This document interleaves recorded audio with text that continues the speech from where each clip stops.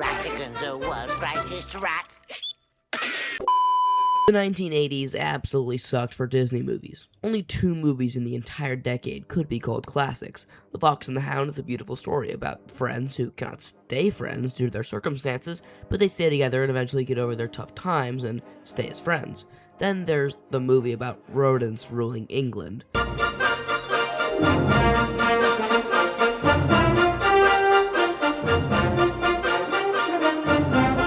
The Great Mouse Detective is the definition of an underrated gem. It's one of the most fantastic Disney animated movies of all time. And of course, it's great because it was directed by Ron Clements, the same guy that directed Aladdin and Hercules. The movie's whole premise is about rodents who live in a one-to-one replica of the England that they live in alongside humans. The government, the wars, and the Queen are all the same. But this film, in my humble opinion, has a top 5 villain in Disney history. And this movie's beginning is one of the craziest in Disney history. In great Disney movies like Lion King, we start with this lovely Circle of Life song, which I think we could all recite, let's be honest. No, this movie starts with a tiny girl's father getting straight kidnapped and abducted from their toy shop, just like the opposite of the plot of Taken. I will find you, and I will kill you. It's after this that we meet Dr. Dawson, who is a pudgy mouse who, while on a walk, comes across the girl mouse whose father was abducted, because this guy is always on the lookout for abandoned children. No, Watson's actually a cool guy, and he and the girl, whose name is Olivia, set off for the house of Basil of Baker Street. And boy, this guy is a character. When they reach his house, they are let in by Mrs. Judson. Then we see Basil run in, and he is in a costume that remarkably looks like what's supposed to be a Chinese mouse. I think. If I'm wrong, don't call me racist, alright? We learn that Basil is clinically insane. I also cannot shake the fact that Basil looks exactly like a mouse version of Jack Davenport. I just saw him get split in half in Kingsman Secret Service, so it's a bit weird in the entire time to see James Norrington. Basil seems to be very preoccupied and doesn't care for what Dawson or Olivia is saying for the moment. He uses his genius to deduce that Dawson has just arrived from Afghanistan, as we have that "oh shit, he's really smart" moment. He does this experiment with a bullet by shooting some pillows and then looking at the bullets. Apparently it doesn't work, and he becomes depressed, as he literally starts playing a sad violin tune.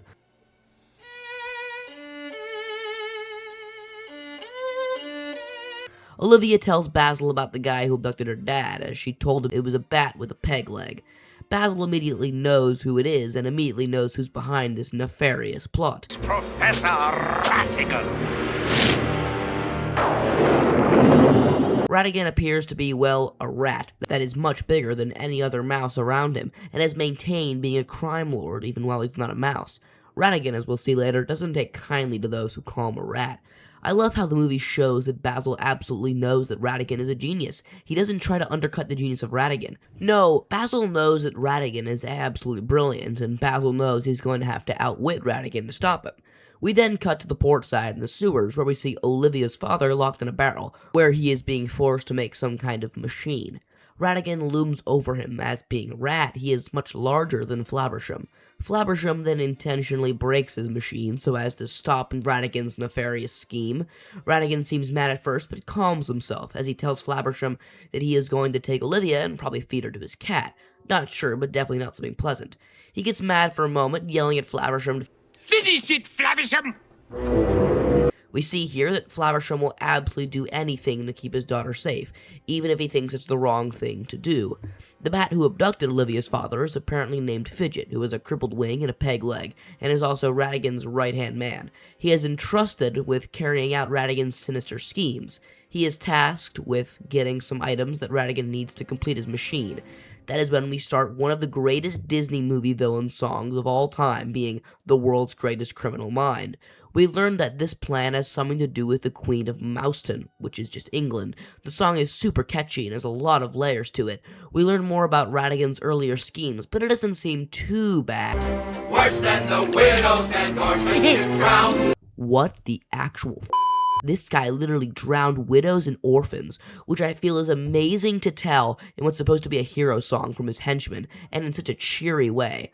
Also, Vincent Price absolutely nails every line with Ratigan. It's all delivered perfectly, and Ratigan, even though he makes a lot of jokes, is also a super intimidating character.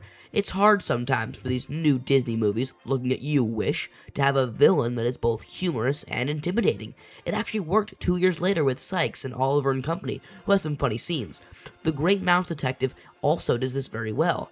Ratigan is incredibly intimidating, but also incredibly funny, and I think that the humor that Ratigan shows sometimes makes him even more menacing.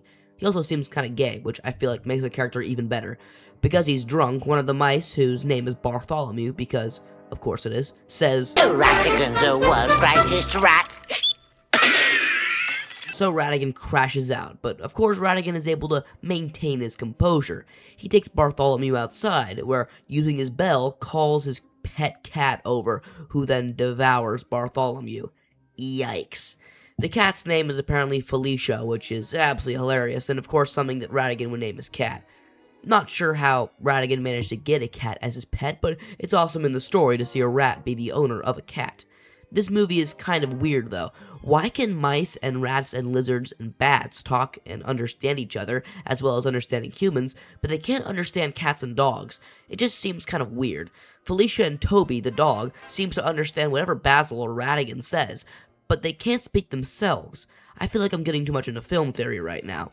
We cut back to Baker Street, where Fidget jump scares Olivia, and then runs away. Apparently, he didn't realize it was Basil's house. Basil then leads Olivia and Dawson to Toby, a hound dog, and they make off for where Fidget's footprints lead. He's a bat, so is it footprints? Wing prints? Who knows? Toby seems to really love Olivia as he listens to her every command. It's quite fun seeing Basil have to maintain his composure every time Toby goofs off. Basil also has a thing of always mispronouncing Olivia's last name.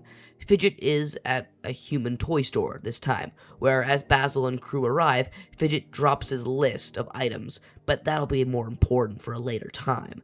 They walk around looking for Fidget, but Olivia gets distracted by a baby bed, and of course Fidget is hiding as he disguised himself as the baby, and takes Olivia and escapes back to Ratigan. Dawson is depressed that he left Olivia out of his sights, and it's nice to see Basil be compassionate for, like, the first time in the film. It's nice we get to see more layers to our main characters. Fidget gets back to Ratigan, who lets her meet her father to keep Flappersham working on the machine. Ratigan even makes a pretty funny mantra about him being sad for literally ripping Olivia away, and then throws her into a bottle. For being honest, Olivia would totally suffocate in there, because, well, there are absolutely no air holes. But hey, it's an animated movie, who cares? Fidget then realizes that he lost the list, and says that Basil was chasing him. What? Basil on the case? Why, you gibbering little...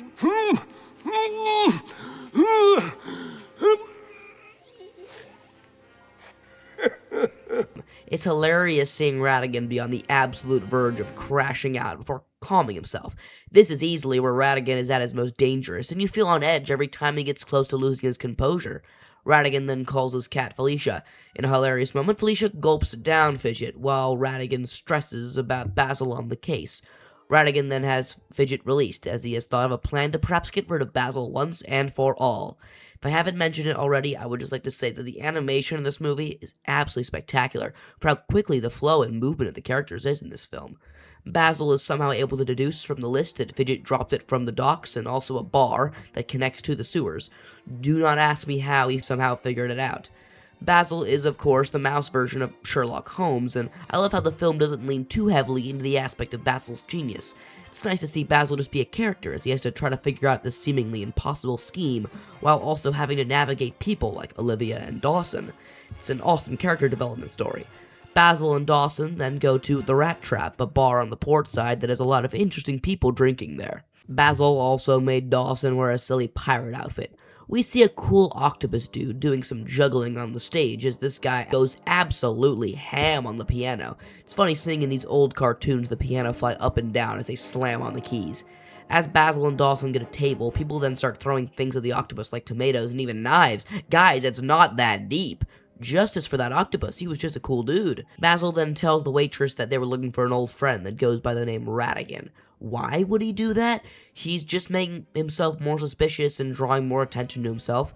Maybe that's his plan, but man, I don't know. Then a huge frog on the back of what I think is a lizard gets instantaneously rejected by the crowd as once again they throw knives and bottles at them. Then we get another banger song, this time being Let Me Be Good to You, as the Lady Mouse comes out and wins the whole crowd over with her singing and looks.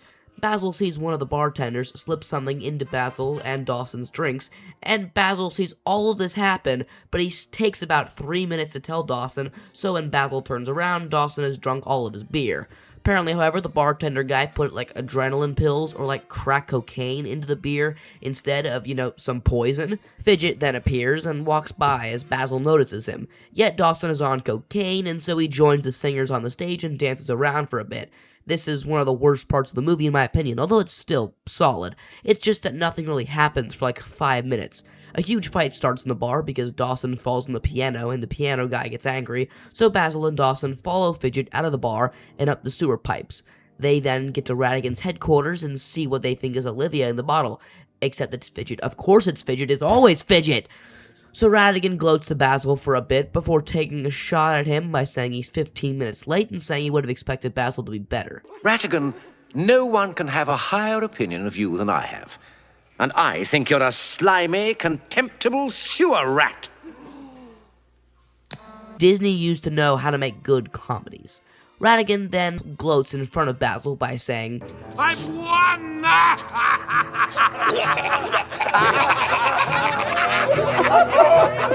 Basil and Dawson are then strapped down to one of the best villain traps of all time.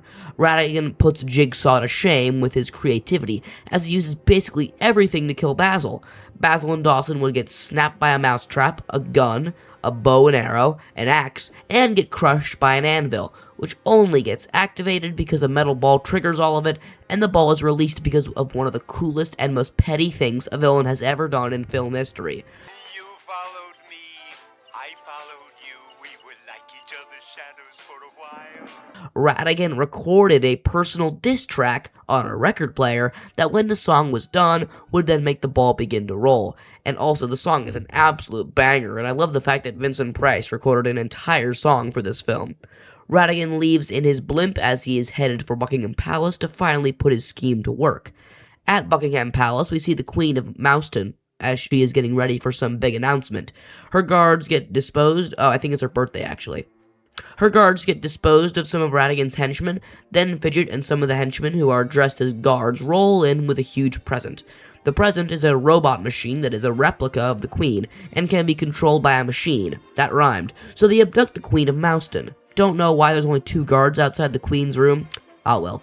Basil has apparently given up on life as Ratigan's diss track nears its end, so Dawson has to yell at Basil for like 3 minutes until Basil snaps back just as the diss track ends.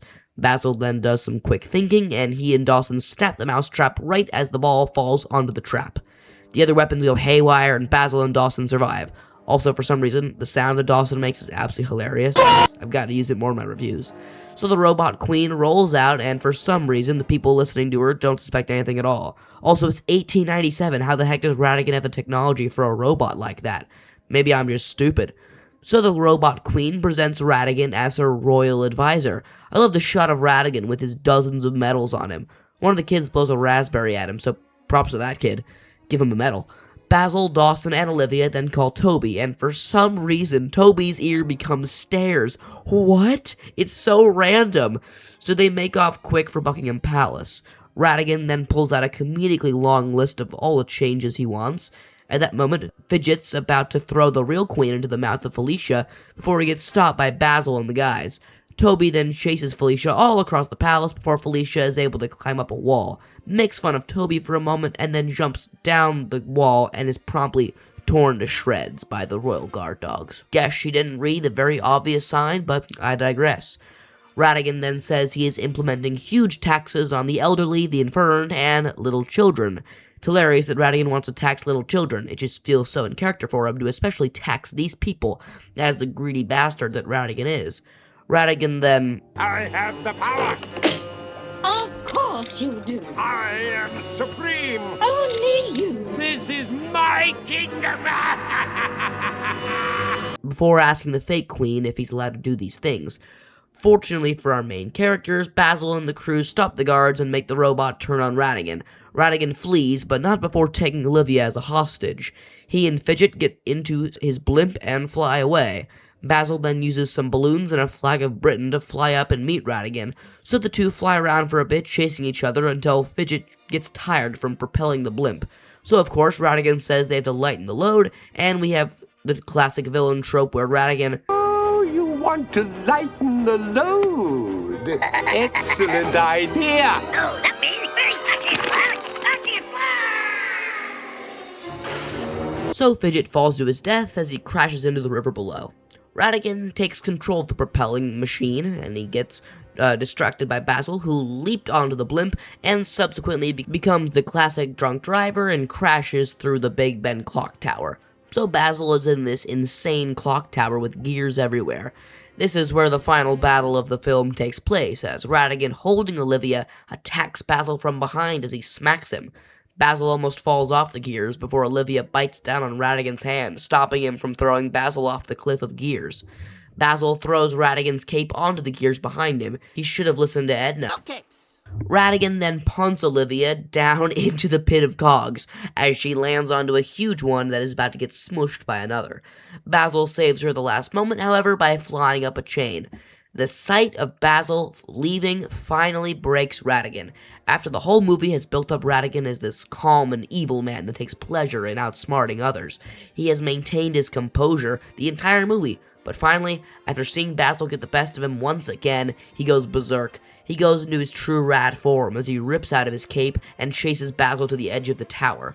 Olivia gets grabbed by her dad as Ratigan and Basil fly down the tower before landing onto the clock's hands.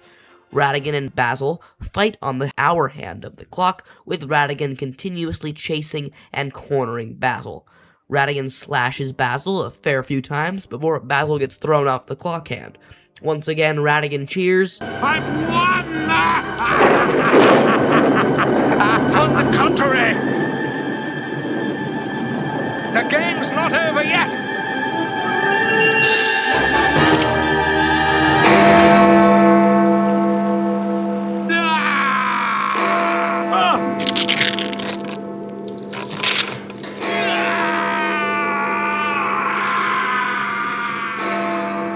In a minute, Basil flies up on the propeller to meet with the rest of the group. But yeah, that's the end of Ratigan. Ratigan was such a good villain. I mean, he was fabulous. Everything from his diss track to his hatred of Basil, and the diss track he made to him, all the way to his story and design. He is just the perfect villain for a movie like this. He was just so deliciously evil the whole film, and I love that he knew the entire time he was evil. Some villains convince themselves that what they're doing is for the good of the people, but nah, he absolutely owns the fact that he's a supervillain. He loves being the villain, and that's what I love about Ratigan. Thank you for being my childhood, man. Thank you. So Basil finally gets to defeat his lifelong nemesis.